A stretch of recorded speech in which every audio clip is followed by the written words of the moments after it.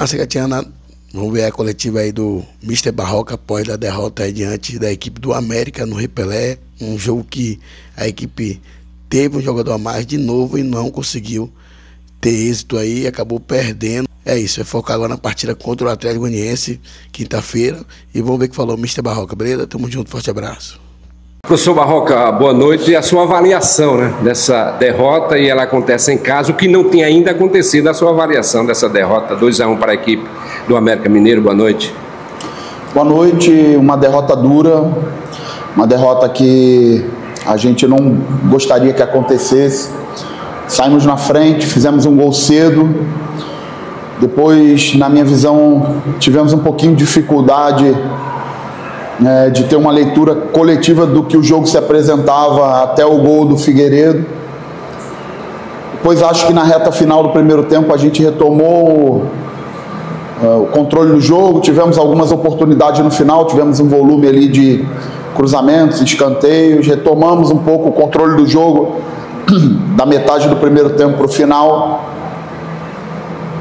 Voltamos para o segundo tempo, sofremos um gol muito cedo e algo que não tinha acontecido, né?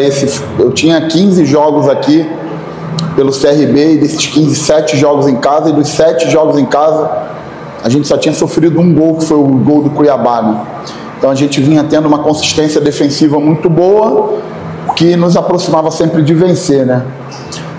Hoje acho que pecamos nesse sentido, demos espaços em demasia para a equipe do América, e esse segundo gol principalmente trouxe ansiedade, trouxe o que acontece muito na Série B, né? O adversário sai na frente, se fecha, e a gente tentou, criamos algumas oportunidades na reta final do jogo, eles perderam um jogador ali expulso, mas não tivemos a eficácia novamente. Não adianta eu aqui falar que a gente teve quase 70% de posse de bola, que a gente teve 14 escanteios contra 1, que a gente finalizou 26 contra 12, isso não adianta de nada. Deveríamos ter tido uma efetividade maior e não tivemos. Temos que assumir nossa responsabilidade, melhorar, ter humildade para reconhecer que temos que melhorar, e a forma que tem que melhorar é trabalhar durante a semana, fazer as cobranças e se preparar bem para o próximo jogo fora de casa. Barroca, toda a equipe, as equipes, elas oscilam em uma Série B. Vocês, treinadores, já trabalham com essa situação. Já é o momento de oscilação do CRB ou não? Você faz essa leitura, né?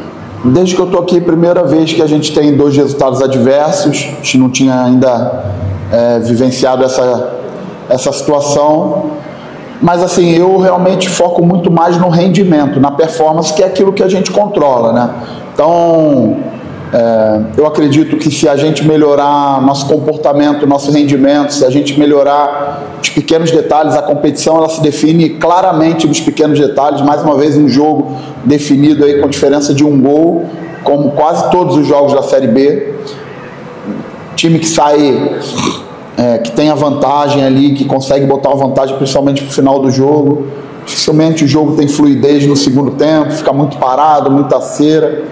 Então a gente precisa aprender, tirar as lições, entender que a gente precisa melhorar e ser melhor do que a gente foi hoje, para que a gente consiga um bom resultado em Goiânia contra o Atlético.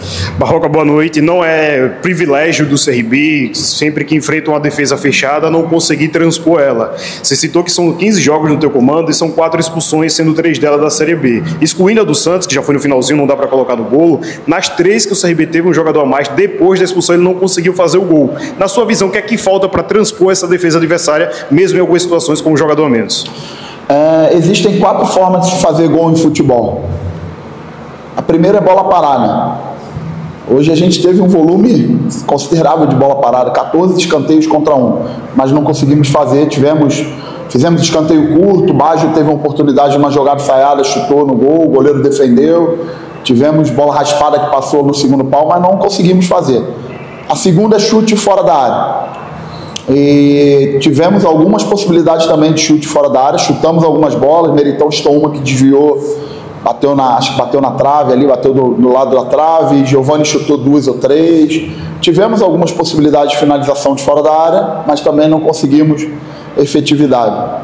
A terceira é infiltração, movimentos de infiltração, como foi o nosso gol. Nosso gol sai de uma bola do Segovia, uma infiltração de Thiago, e que no segundo tempo, pelo fato do adversário estar marcando mais baixo, ele dá muito pouca oportunidade de infiltração, porque o espaço entre a linha de defesa e o goleiro fica muito curto, então você passa a ter menos facilidade com a infiltração. E a quarta e a principal, na minha opinião, é através de cruzamento, né? Mas não um cruzamento de qualquer forma, não um cruzamento para disputa. E eu acho que esse ponto talvez seja o ponto de maior possibilidade de ajuste da minha parte, que é elaborar um pouco mais esses cruzamentos para trazer vantagem para os atacantes. Se a gente for perceber, em muitos desses cruzamentos a gente tinha 5, 6 jogadores na área, mas os cruzamentos não foram tão limpos, e a forma de limpar esses cruzamentos é ter superioridade numérica dos lados para que esse cruzamento tenha intenções melhores. Então acho que nos faltou um pouco isso realmente. Tivemos muitos cruzamentos nos 2 jogos e a gente não conseguiu uma efetividade. Tivemos até algumas oportunidades, Pote que cabeceou uma bola ali no final, o goleiro defendeu. Tivemos as oportunidades nos 2 jogos, né? No último jogo lá em Novo Horizonte também tivemos a chance de Mikael de cabeça, a chance de Pote que é no último momento lá do jogo. Tivemos bola na trave agora no final, mas não conseguimos fazer o gol e temos que tirar essas lições aí para o próximo jogo. Barroca, boa noite. Você pontuou que defensivamente o time foi muito abaixo hoje. E na volta para o segundo tempo, imagino que sofrer um gol com menos de 2 minutos acaba, de certa forma, desestabilizando bastante. Em alguns jogos o CRB acabou sofrendo gols dessa forma, né? Iníciozinho ali de jogo, segundo tempo, sofrendo esse gol. Dá para acreditar que é falta realmente de atenção, ou hoje especificamente outros componentes acabaram atrapalhando muito o CRB em tomar um gol novamente no início de jogo?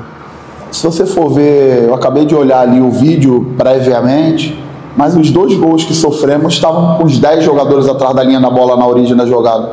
O primeiro gol sai de uma bola que o América controla por trás, os zagueiros, Mariano. A gente estava com todos os jogadores atrás da linha da bola. Mariano cruza uma bola, atravessa uma bola, ela vai lá do lado esquerdo, e depois, quando sai o cruzamento da esquerda, pega a nossa defesa saindo e Figueiredo entrando. E o segundo gol também sai de uma bola que estávamos todos atrás da linha da bola, a bola volta e aí o chute ele é desviado, e o chute desviado acabou entrando. Pontos para a gente melhorar, ajustar, bloquear os chutes, ter uma efetividade maior nos cruzamentos defensivos para minimizar isso. Só o trabalho na semana que pode nos fazer melhorar e buscar um bom resultado lá em Goiânia. Barroca, falando em trabalho, você volta do interior de São Paulo e já abre a rodada.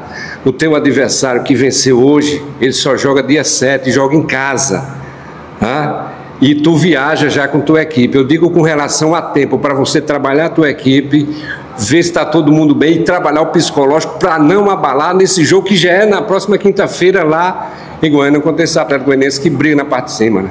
Eu acho que esse é o maior desafio, assim. A gente não pode desconstruir o que a gente vem construindo. Eu acho que essa equipe, ela merece crédito mesmo no momento adverso, e aí eu sei que para o torcedor ouvir isso nesse momento é duro, vindo de 2 derrotas, do jeito que foram os 2 jogos, é duro para o torcedor ouvir isso, mas meu papel como treinador é cobrar, é tirar as lições, é fazer as escolhas, escolher coletivamente os ajustes que a gente precisa fazer, mas também principalmente dar confiança, falar que eu confio no grupo, confio nesses jogadores. Se tem uma coisa que não falta nesse grupo de jogadores é inconformismo, é dedicação, é correr, é um time que corre, é um time que tem humildade, que quer, né? E talvez passar por esse momento adverso pode nos fortalecer, e a gente precisa realmente ter coragem e personalidade para fazer um grande jogo lá em Goiânia. É um jogo dificílimo, já conheço bem o Atlético, já dirigi o Atlético Goianiense 2 vezes, sei muito bem a dificuldade que é jogar lá no Ascioli, mas a gente vai precisar de força, coragem, personalidade, e eu acredito que os nossos jogadores podem dar uma resposta muito boa lá.